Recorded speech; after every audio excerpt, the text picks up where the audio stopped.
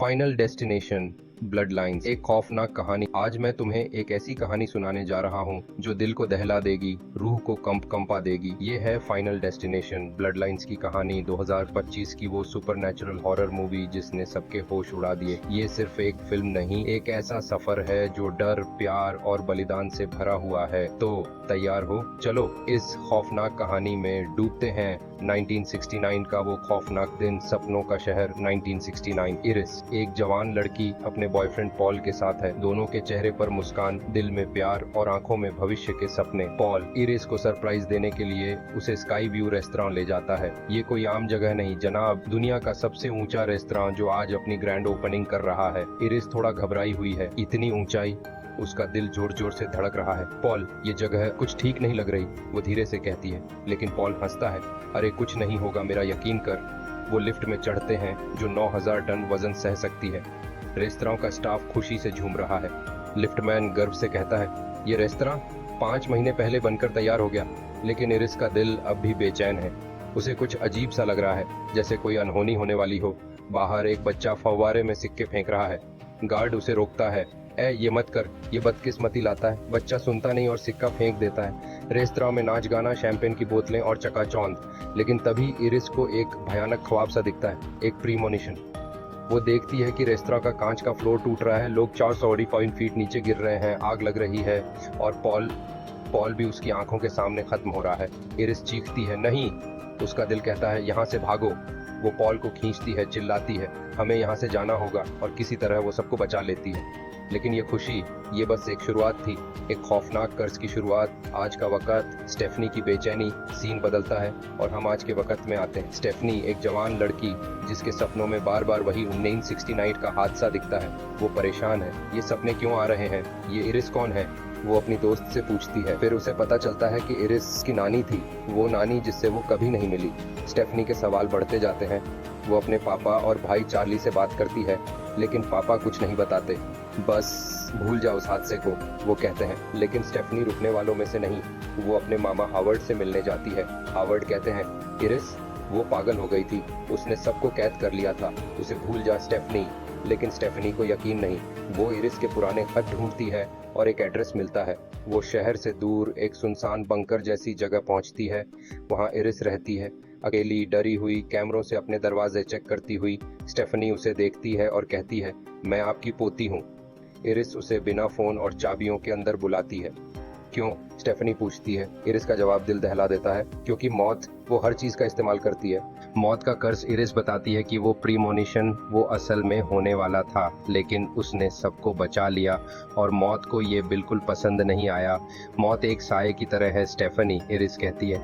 उसने मेरी पूरी ब्लड लाइन को कर्ज कर दिया। जो लोग उस दिन बच गए, उनके बच्चे, उनके बच्चों के बच्चे, सब मौत के निशाने पर हैं। इरिस ने सालों तक रिसर्च की, एक किताब बनाई जिसमें मौत के तौर तरीके लिखे हैं। मैंने पॉल को खो दिया, लेकिन मैंने हार नहीं मानी, वो आंखों में आंसू लिए कहती है। स्टेफनी डर जाती है, वो किताब लेती है और भागती है। इरिस चिल्लाती है, रुक जा, बाहर मौत इंतजार कर रही है। लेकिन स्टेफनी नहीं मानती और तभी इरिस बाहर आती है और एक भयानक हादसे में खत्म हो जाती है। स्टेफनी सदमे में है, ये सच था, सब सच था। मौत का खेल शुरू। इरिस का जनाजा होता है। स्टेफनी की माँ डार्लिन, जो उसे बचपन में छोड़ गई थी, लौट आती है, लेकिन स्टेफनी उसे माफ नहीं कर सकती। वो उस किताब को पढ़ती है, उसमें हर मौत का जिक्र है। वो सिक्का जो उस बच्चे ने फेंका था वो भी किताब में है। स्टेफनी समझ जाती है कि मौत एक ऑर्डर में चल रही है, पहले सबसे बड़ा, फिर उसका बच्चा।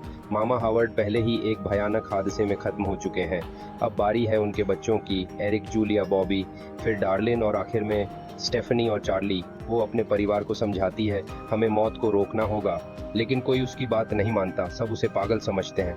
तू भी इरिस की तरह हो गई है, वो कहते हैं। स्टेफनी टूट रही है लेकिन हार नहीं मानती।